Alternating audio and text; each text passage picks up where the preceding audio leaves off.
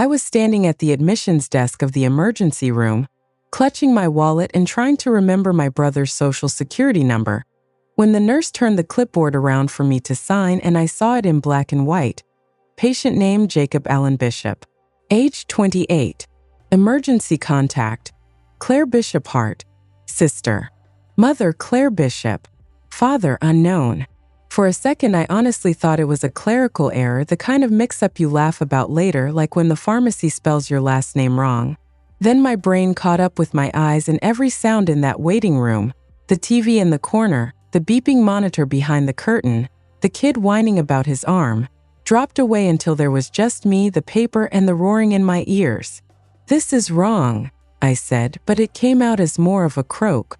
The nurse, a woman in her early 30s with tired eyes and a tight ponytail, glanced up. "What's wrong?" she asked. I pointed at the line with the hand that didn't feel like mine. "Mother," I said. "That's supposed to be Margaret Bishop. My mother. I'm his sister. There's been a mistake." The nurse frowned, looked back at her screen. "This is what's in his chart," she said. "It's linked to his insurance records and previous visits. Is there a different legal guardian we should have on file?" Legal guardian? I tasted bile. "No," I said automatically. "I mean, he's an adult. I'm just his emergency contact."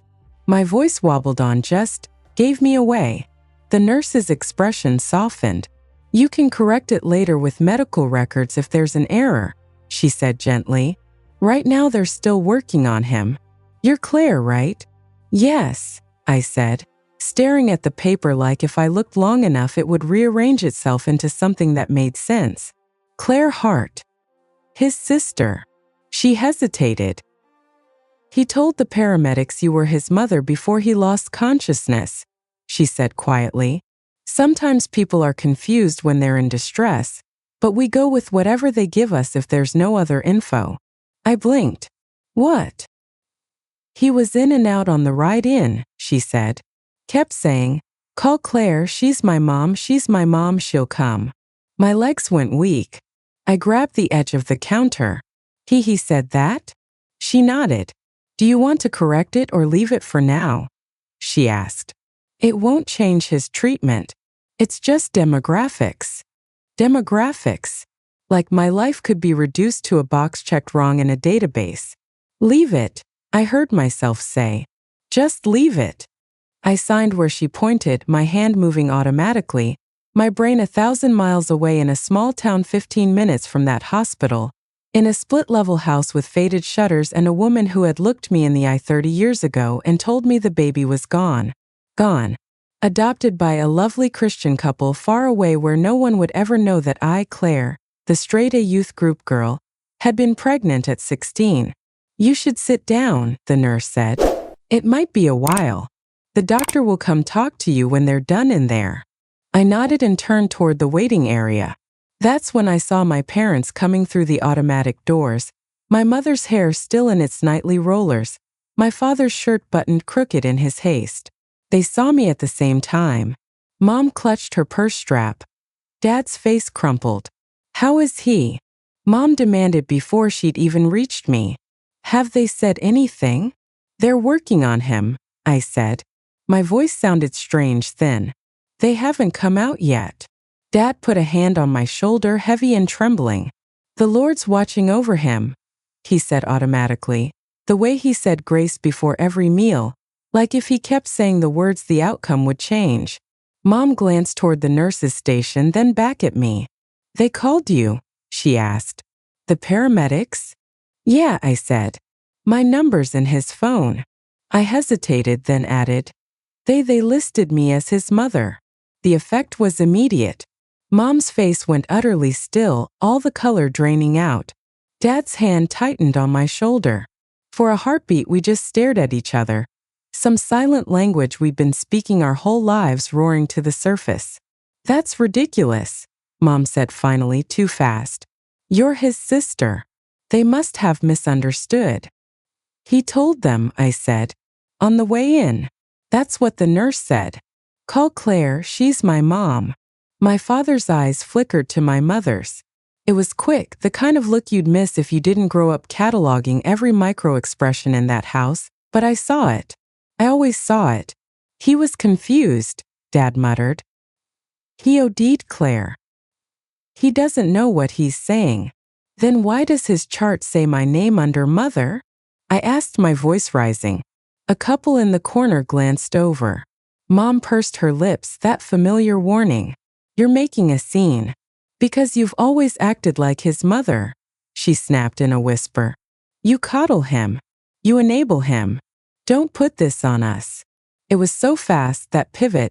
I almost let it slide over me the way I always did, smoothing the edges of her words so they hurt less. The way I smoothed everything in that family. But there was something about seeing my name on that line, something about the way Dad's eyes wouldn't quite meet mine, that cracked the shell I'd been living in for decades.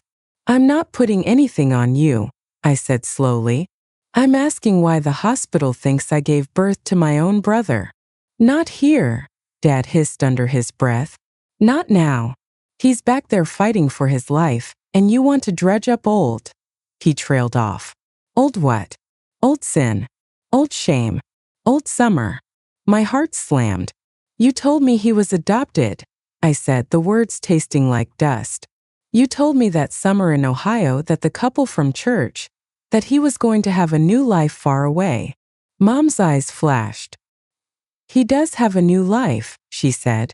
We gave it to him. We did what we had to do. What does that mean? I demanded. What did you do? Before she could answer, a doctor in blue scrubs pushed through the double doors. Family of Jacob Bishop, he called. We all turned. We're his parents, Mom said automatically, stepping forward. Dad echoed. Yes, we're his parents. The doctor's gaze flicked to me. And you're his mother, he asked. My mouth opened. Nothing came out. Mom laughed, brittle. No, she's his sister, she said quickly. That's a mistake. The doctor frowned. The EMS report lists Miss Hart here as mother of record, he said. The registration matches that. He looked at me. For consent purposes, are you his legal guardian? Consent. Legal. Words I knew too well from my job as a school administrator. Without thinking, I shook my head. No, I said. I'm just his sister. The doctor nodded briskly. All right, he said.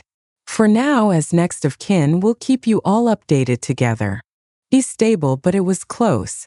He overdosed on what looks like fentanyl-laced pills. We've reversed the worst of it for now, but he's going to be here at least overnight for monitoring. He's unconscious, but you can see him one at a time. My mother sagged with relief, tears springing to her eyes on cue. Thank you, doctor, she breathed. Dad muttered something about prayers being answered. The doctor nodded again and left. As soon as he was gone, I turned on my parents. We're not done, I said. You're going to tell me what's going on. All of it. No more old business. No more we don't talk about the past. Mom's jaw tightened. This is not the time, she said. Your brother. My what? I snapped. My brother? My son? Which is it? The word son hung there between us like a live wire. Dad flinched. Mom's eyes flashed murderous. Keep your voice down, she hissed. You want the whole world to hear your shame? My shame. I echoed, stunned. I was 16. I did what you told me. I disappeared for a summer. I came home 10 pounds lighter and you brushed it off as a church program. You told me he wasn't mine anymore, that it was taken care of. If anyone should feel shame, it's the adults who made those choices, not the kid who trusted them. For the first time in a long time, Dad looked straight at me. There were tears in his eyes. We thought we were doing what was best, he said hoarsely. You were a child. He deserved a mother and father, a proper home, not a scandal. So you lied to both of us, I said. My voice was shaking now, but I couldn't stop. You told me he was gone. You told him what exactly? That his sister just happens to show up the year he was born? That we're all just one big happy accident. Mom crossed her arms over her chest. the way she did when she decided she was the victim. "You are not putting this on us," she snapped. "We saved that boy. We gave him a name, a roof, a family in his own bloodline. You think some strangers could have done better?" "I think some strangers might not have raised him on a foundation of lies," I shot back. "I think some strangers might not have dangled my sin over my head for 20 years every time I stepped out of line." Dad rubbed his forehead. "This isn't helping," he muttered. "He needs us united right now." I laughed, a short, ugly sound. "We have never been united," I said. "You two have always been on one side, and the rest of us have been orbiting around your version of reality." A nurse appeared at the doorway. "You can come back now," she said.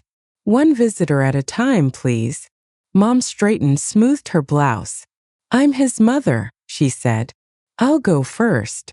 The word hit me like a slap. I opened my mouth, then closed it. "Let her," something in me said. "Let her hold on to that a little longer. You need a minute to remember how to breathe." She swept past me, Dad on her heels. The nurse smiled at me, sympathetic. "We'll come get you next, okay?" she said. I sat down in a blue plastic chair and stared at the floor tiles. They were that standard speckled hospital beige, the same color as the ones in the maternity ward I'd been wheeled through at 16, bleeding and empty, my mother at my side telling me to offer it up and thank God for second chances. I had believed her then. I'm not sure why. Maybe because the alternative, believing my own feelings, was too terrifying. That summer, the story went like this. Claire made a mistake. Claire got in trouble with a boy from the wrong side of town. Claire fell into sin. There was no talk of consent, of manipulation, of the fact that he'd been 19 to my 16 and very practiced at pushing boundaries. In my parents' narrative, boys were tempted, girls tempted them, and God forgave everyone as long as no one talked about it. They sent me away to help Aunt Linda with the twins for 3 months. Aunt Linda lived 3 hours away in a small town where nobody knew us. Her twins were 6 and 7, perfectly capable of dressing themselves. What they actually needed help with was blissfully beyond my comprehension at the time. I spent most of those months in an oversized t-shirt and sweatpants, floating between Aunt Linda's guest room, the back office of a crisis pregnancy center, and the basement of a church that smelled like coffee and mildew. There were forms to sign, counselors to pray with, strangers' hands on my stomach telling me, what a blessing it was that a good Christian couple was waiting for my little angel. Open adoption isn't always best, they told me when I asked timidly if I'd ever meet the baby. It just confuses things. This way you can move on. It'll be like it never happened. It didn't feel like nothing. It felt like my body had been a house briefly occupied by a ghost, and now I was being told to burn the blueprints. The birth itself was a blur of pain and fluorescent lights. I remember a nurse with kind eyes squeezing my hand and saying, "Do you want to see him?" And my mother's voice cutting through, sharp as a knife. "No, she's made her decision. Don't make this harder." I remember screaming, "Please," and my mother leaning over me, hissing, "You look at that baby and you will never be able to let him go. This is the only way to save both of you. Don't you dare be selfish now." So I didn't see him. I heard him, one thin wail that sliced right through my chest, and then they took him away. 2 days later, my mother signed something at the nurse's station while I lay in bed staring at the ceiling, my body aching and my mind numb. "It's done," she said briskly when she came back. "You're lucky, Claire. Not everyone gets a clean slate." We went home. I was sick at Aunt Linda's to everyone else. A month later, I started senior year. My clothes fit again. My friends asked about my summer. I told them about the twins. I went to youth group and sang about grace with a hollow space inside me where something had been cut out. 6 months after that, my parents announced they had exciting news. I came home from school to find balloons tied to the mailbox, a "Welcome Jacob" banner across the living room. There in my mother's arms was a dark-haired baby with familiar eyes. "We felt led to adopt," Mom said, glowing, as people from church crowded our living room. "There was this little boy who needed a home, and God just opened the door. People cooed. They brought casseroles and tiny outfits. They told my parents how selfless they were, taking in someone else's child. No one looked too closely at the timing.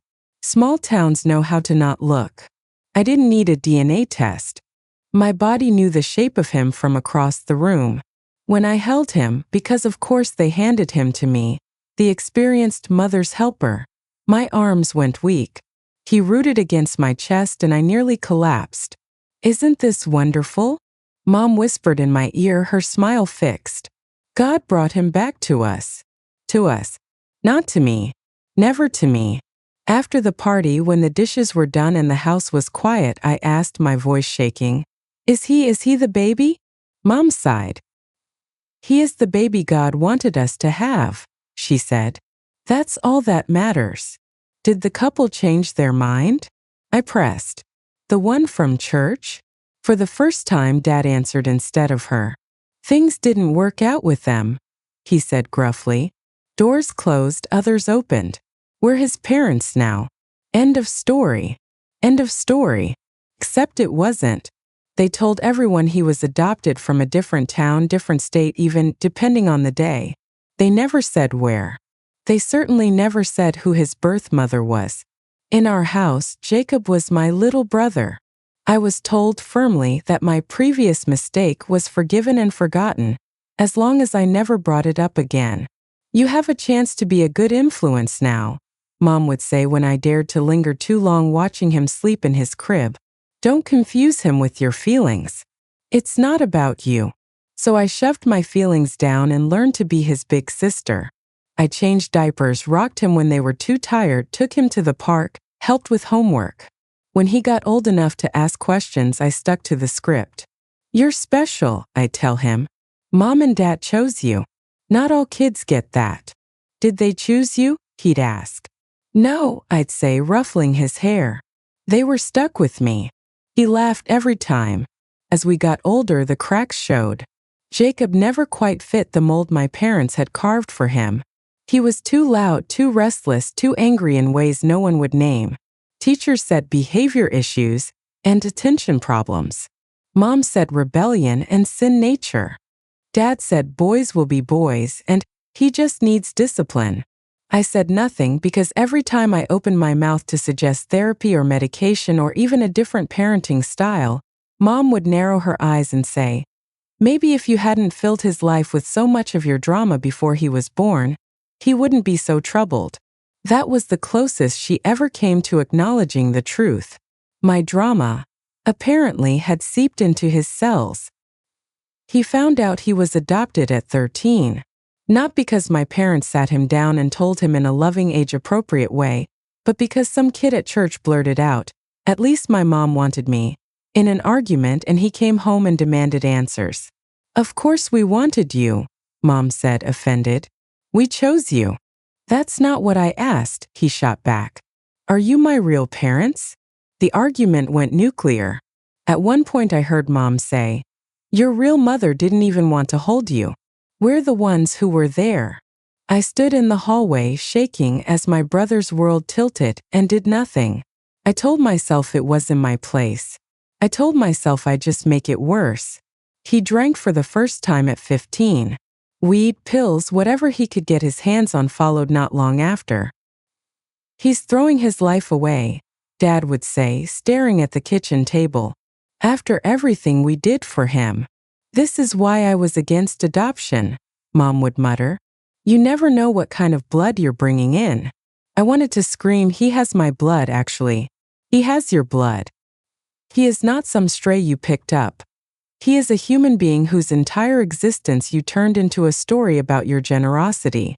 Instead, I drove him to pick up fast food at midnight when he was too drunk to drive, let him crash on my couch when the screaming at home got too loud, and paid for his first stint in rehab with the money I'd been saving for a family vacation. He got clean twice, relapsed twice. My parents went from smothering him with "We'll always love you," no matter what, to freezing him out, depending on how angry they were that week. Through it all, my roles stayed the same. Fixer, go-between, soft place to land. "You cared too much," Mom would say when she caught him at my house again. You're enabling him. You care too little, I'd think, but rarely say. Now, sitting in that hospital chair with the ghost of his chart still burned into my eyes, I realized that in trying so hard to be what everyone needed, I'd ended up being nothing clearly to anyone.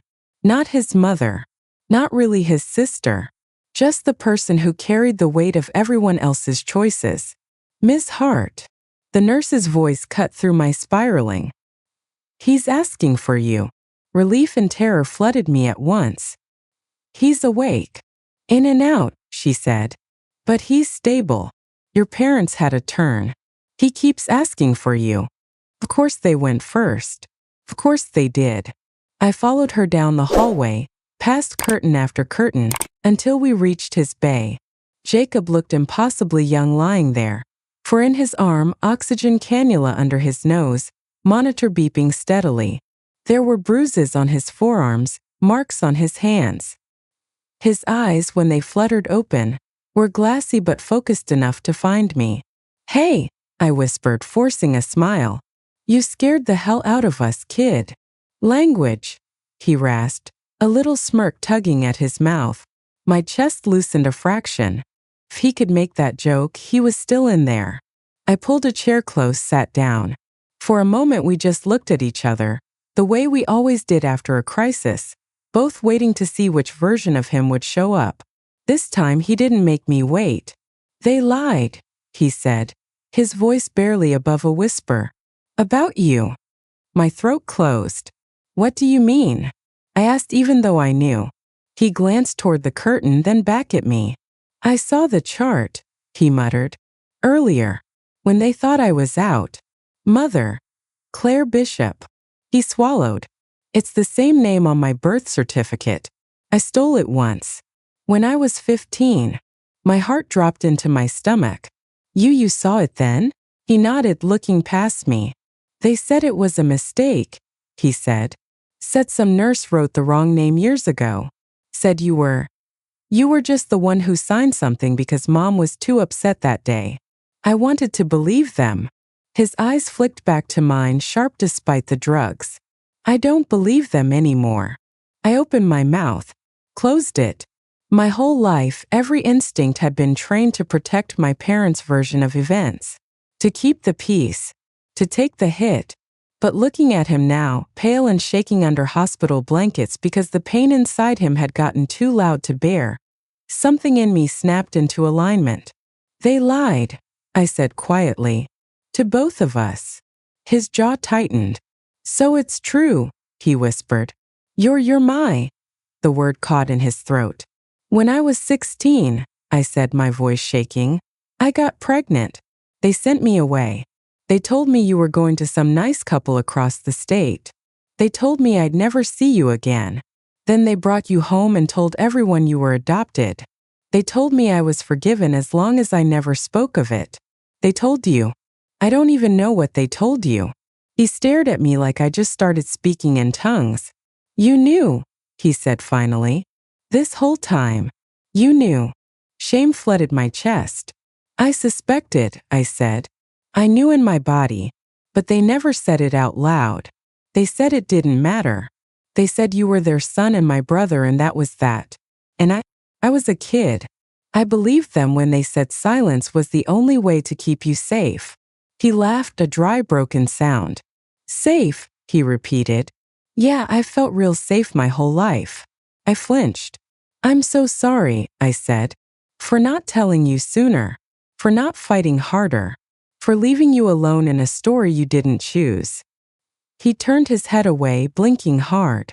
They told me my real mom didn't even want to see me, he muttered. That she signed the papers and left. That I should be grateful they took me. That if I didn't straighten up, I'd end up just like her.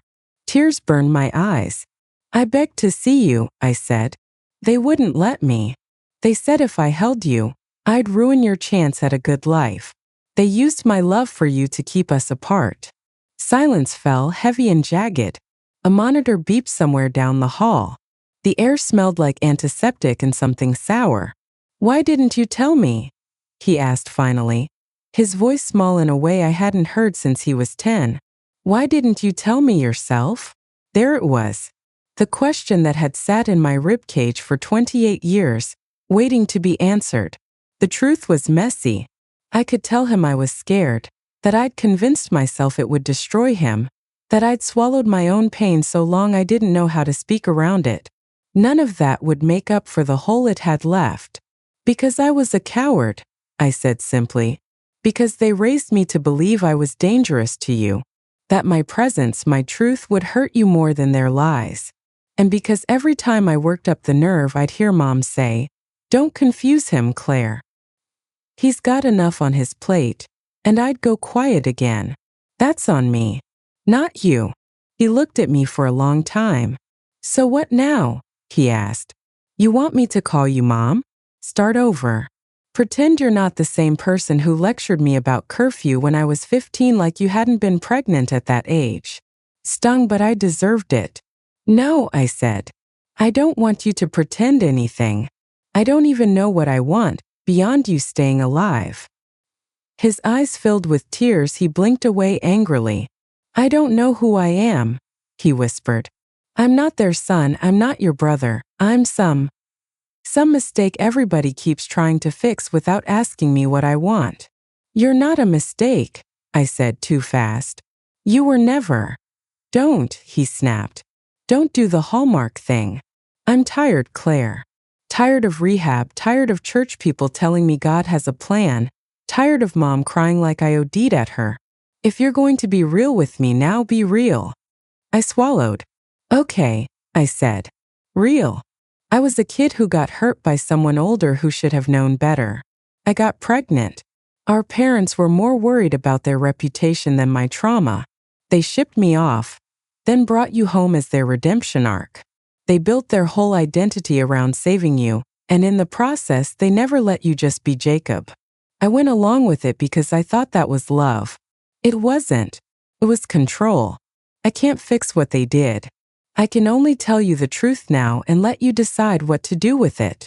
He stared at the ceiling. You think knowing this is going to make me want to live more? He asked bitterly. Because if that's the pitch, it sucks. A shaky laugh escaped me. No, I admitted. I think it might make you angry enough to want to live just to spite them. That got the tiniest huff of amusement. That's your plan? He asked. Piss-based survival? It's worked for me this long, I said. I'm still here out of pure stubbornness and the knowledge that Mom hates being talked about. He was quiet for a while. When he spoke again, his voice was softer. Do your kids know? He asked. That I'm whatever I am to them. No, I said. They know you as their uncle. They know Aunt Claire was a wild teenager, once in very vague terms. I didn't want to dump generational shame on them. And now, he pressed. I looked at him, the slope of his nose so much like my own, the way his mouth quirked on one side when he was trying not to cry. Now I think they deserve to know where they come from, I said quietly. All of it. Not the candy-coated version. He closed his eyes. I don't know if I want to be anyone's cautionary tale, he muttered. You don't have to be, I said. You can just be a person who went through a lot of hard things and made some bad choices and some good ones, like the choice to call 911 tonight instead of just not. His eyes snapped open. How did you? The EMT said you were lucid enough to give them my number, I said. You could have just let whatever was going to happen happen. You didn't. That counts.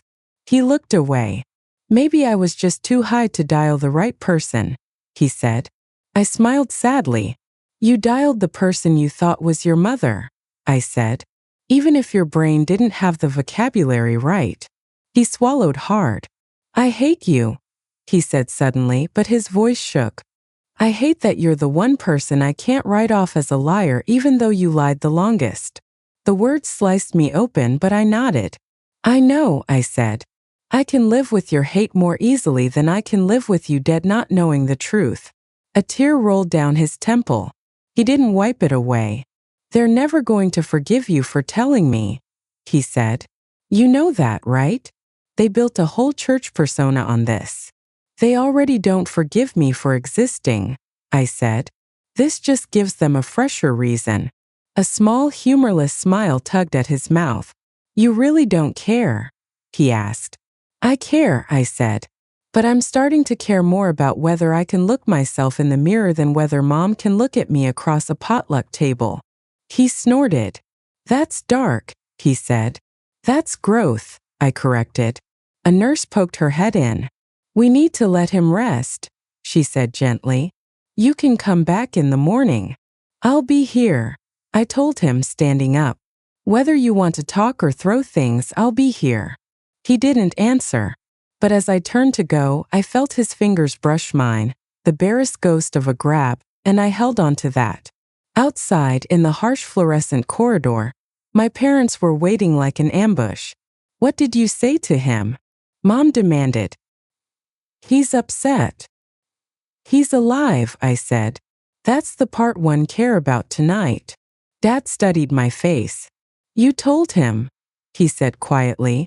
Didn't you? It wasn't a question. I didn't bother lying. Yes, I said. Mom gasped like I'd stabbed her. How could you? She hissed. After everything we've done. Do you want to destroy this family? This family was built on a secret no one consented to, I said. If it's that fragile, maybe it needs to break. Dad shook his head, stunned. You've been talking to those trauma counselors again, he muttered, like therapy was a cult. They've filled your head with poison. No, I said. You did that. They're just draining it. For the first time, I saw real fear in my mother's eyes. If the church finds out, she whispered, they'll think we're monsters. Then maybe stop acting like people more concerned with their image than their son's life. I said. Jacob deserves the truth. So do my kids. So do I. You're not telling your children, she said, horror-stricken. They'll never respect you again. I thought of my daughter Lily watching me volunteer at school, of my son Jonah joking about my mom lectures on honesty. They respect me now because I show up and tell the truth, I said. If they lose some idealized version of me, that's okay.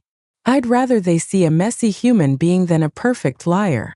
If you drag our name through the mud, Dad said, his voice low with warning I remembered from teenage years, don't bother coming back. I met his gaze steadily for the first time in my life. I already left, I said. I just hadn't moved out yet. In the days that followed, everything that had been simmering beneath the surface in our family boiled over. Jacob was transferred to a rehab facility with a medical wing. I visited twice a week, bringing him books and snacks he could have under their rules. Sometimes we talked. Sometimes we played cards and pretended nothing had changed. Sometimes he ignored me completely, earbuds in. Body present but his mind a million miles away.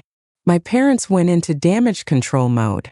They cornered me in the hospital cafeteria, on my driveway, in the church parking lot, alternating between pleading and threats. Think about your children, Mom would say. Do you want them growing up with a mother known for that? Think about your brother, Dad would add. He needs stability, not more upheaval. He's fragile. I thought about Jacob's thin laughter when he said he didn't know who he was. I thought about my own face in the mirror, lined not so much from age as from years of swallowing words. Stability built on lies is just a prettier kind of collapse, I told them. They did what they always do when they can't control someone directly. They went around me. They called Eric, my husband, hinted that I was unraveling. He showed me the voicemails. They said you're dredging up old sins and airing family laundry, he said carefully one night as we sat in bed. The kids asleep down the hall. They're worried you're going to make Jacob worse. He almost died, I said.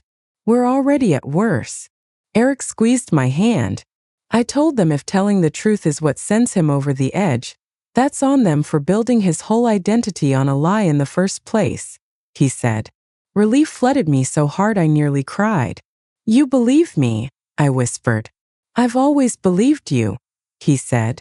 I just didn't know how bad it was. I didn't know about the birth certificate, the adoption, any of it. I didn't know how to tell you, I admitted. Every time I tried, I could hear my mother's voice in my head calling me selfish, dramatic, ungrateful. It felt easier to just be who they needed me to be. He kissed my forehead. "You don't have to be that anymore," he said. "Not here. Not with us." Telling the kids was the hardest part. We did it on a Saturday afternoon, at the kitchen table where we'd had countless board game nights and spilled homework sessions. We kept it simple. "Before you were born," I said. "When I was 16, something happened to me that resulted in a pregnancy. Your grandparents made decisions they thought were best at the time. I didn't get much say. The baby that was born from that pregnancy is Uncle Jacob." Jonah's eyes widened. Lily's hand flew to her mouth. "So he's our brother?" she blurted, then shook her head. "No, that's not right. I don't know. He's your uncle biologically and legally your uncle on paper," I said. "Genetically, he's my son. Emotionally, it's complicated." Jonah frowned. "Why didn't you tell us before?" he asked. I took a deep breath. "Because I was ashamed," I said. "Not of him. Of what happened, of how the adults handled it, of the fact that I didn't fight harder. Because my parents taught me that secrets keep us safe. I'm starting to realize secrets mostly just keep us sick." Lily's eyes filled with tears. "Is that why Grandma is always so weird about Uncle Jacob?" she asked. "Like he's a project instead of a person?" I nodded, a lump in my throat. "They built their whole story about themselves as rescuers around him," I said. "That puts a lot of pressure on someone. It also makes it very hard for them to admit when they're wrong." Jonah looked down at his hands. "Are we allowed to be mad at them?" he asked. "Yes," I said. "You're allowed to feel whatever you feel.